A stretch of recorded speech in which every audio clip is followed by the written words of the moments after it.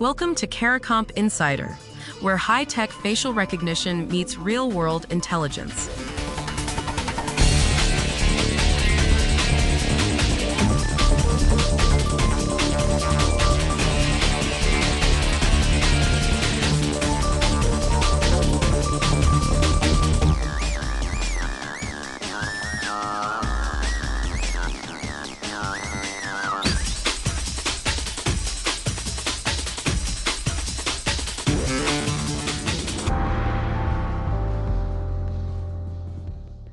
Scammers don't need a recording of your whole conversation anymore. They need about 3 seconds of your voice. 3 seconds, a voicemail greeting, a clip from a video you posted, and they can build a copy that fools most people who hear it.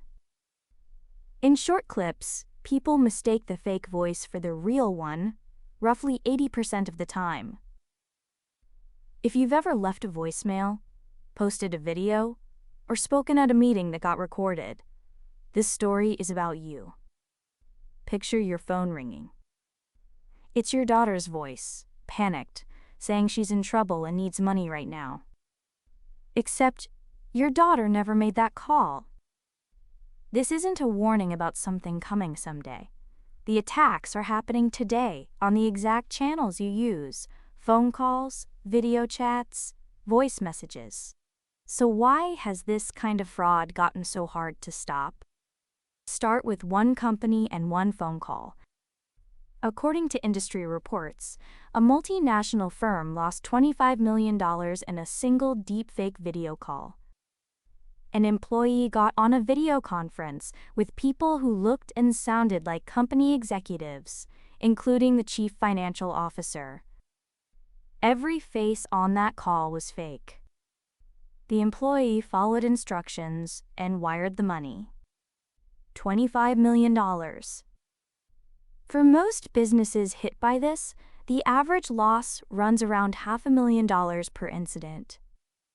And the volume is climbing fast. Researchers tracking call centers found that in 2023, the fake calls came in about once every 2 days. By 2024, it was 7 attacks a day. One survey found that more than 6 in 10 organizations dealt with a deepfake attack in a single year. Here's the part that should make us all pause. We're terrible at spotting these fakes. Studies show people correctly identify a high-quality fake video only about a quarter of the time. That's worse than a coin flip. And it gets stranger. When people know deepfakes exist, they sometimes get more confident in a fake, especially one that looks real or hits them in the gut emotionally. So knowing they're out there doesn't protect you the way you'd think. Why do our brains fail at this? Researchers point to something called the truth bias. Put simply, when nothing obviously screams lie, we default to believing what we see and hear. A familiar face or a familiar voice gets processed fast, automatically, by the same parts of the brain built for trust and connection. That's why a voice message from your mom asking for help feels completely different than a sketchy email.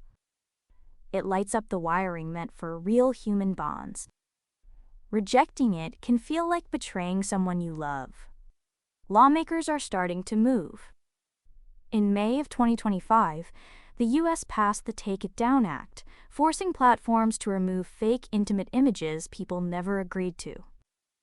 In Europe, new rules around deepfakes and identity start taking effect in 2026.